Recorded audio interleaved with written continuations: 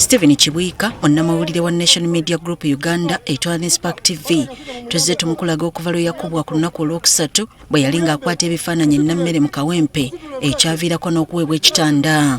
Muleta musitule. Olwayo tuzzeeyo okumulambulako wabula atugambye nti akyalina obulumi mu mutwe n'ekitundu kya wansi nga tasobola na kwewanirira kutambula. Musawo yaŋŋambye ekinviirako omutwe guno okunnuma is that inflammation.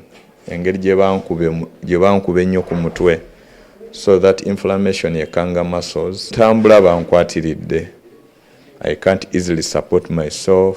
Kati asaba kimu katana amuyambe obulumi buno bwonna buwone oluvannyuma lwa sikaani okulaga nti talina kukosebwa kwonna kwe yafuna ku bitundu by'omubiri gwe eby'enkizo. My worry is I don't know when this pain is going to end. I don't know. Tukyaliddeko ne Raymond Tamalo wa NTV era twamukulaze eggulo ng'akubiddwa mizibu. Okwawokanako n'eggulo Tamala azimbye emikono ng'oyinza okulowooza nti yawukiddwa muliro. Mukono gwange ninawo ebizimba kuba musajja bankubye guno omukono n'amagulu. Ne ku makya ngenza okulyanga wano mugongo ninganga azimbyemu. Mu ddwaliro lya Kampala Hospital era gye tusanze ne Dennis Kabugo era nga neewa National Media Group Uganda. Ono obudde bwagenza okukya ng'obulumi busitudde buto. Bugenza okukeera nga mpulira obulumi bungi nnyo mu kugulu baakwenjarinze viivi.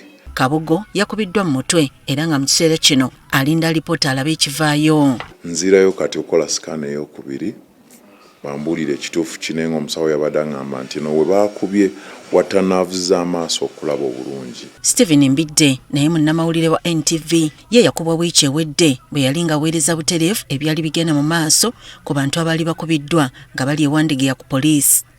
N'okutuusa kati akyali mu bulumi. Kati muno mwempulira obulumi bwe banyiga muli n'abeera ng'alinga abanyiga ki. Ku kugulu kwe kuliko enkovu ekyawona mbwe omusirikale yamulinnya ekigatto era agamba nti okutuusa ng'evuddeyo yonna tayinza kwerabira mutima muntu ono yamulinnya gw'alina. Paka lwerivaawo nja kubanga olwenjitunako nti njukira akaseera kakewandegeya. Era ne munnamawulire wa NBS Essano Francis naye embeera gy'alimu mbi ddala nga ye tasobola na kwogera.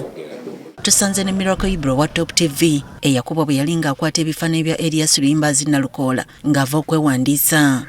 Ono abadde ava wa musawo okumukeberako. Agamba nti ekiseera kituuka omutwe ne gumuluma obutasalako n'olumu atuuka okuwulira ng'eriiso lye eribulirayo mu kiwanga. Ntuuka ekiseera ne lifunako ekifu n'ekirala nti bwe baalikuba lyagwayo erimu lino eggumba lyavaawo lino bazzaawo lizze kati lituuka ekiseera ne mpulira nga liddayo eri munda. Kyokka wadde bakyali mu bulumi bagamba nti wekaba nga kabadde kakodyo okubakuba bali ku luliro gw'amawulire abaabakubye baasimbye nakyo. Susan omanyi omulimu gw'amawulire mulimu nagwagala nga nkyalina mu ssomero.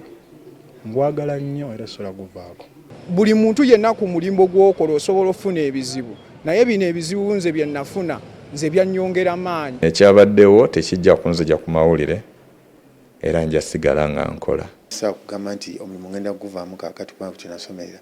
Wabula bawera ti si baakubaleka bagende batyo olusuuka baakuddukira mu mbuga z'amateeka okufuna obwenkanya. Why is the target on journalists?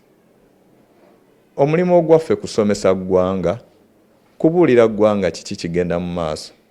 Ndi traumatized mu bwongo nze mbeerawo buli kimu nga nkyewuunya. So kati nze kyensaba tufune obwenkanya ne bannamawulire abalala abaakoze eki abaakubiddwa. Yensonga lwaki nze namaliridde abalala bo banabasonyiwa nze nsibira mu kkooti. Kati ssaala yange naawe eri bannamawulire bano bonna okusuuka bambi badde ku mirimu gyabwe kubanga ddoboozi eri abo abateesobola ate n'omulimu gw'amawulire si musango. Susan Nanyanzi agafeeyo ku Spark TV.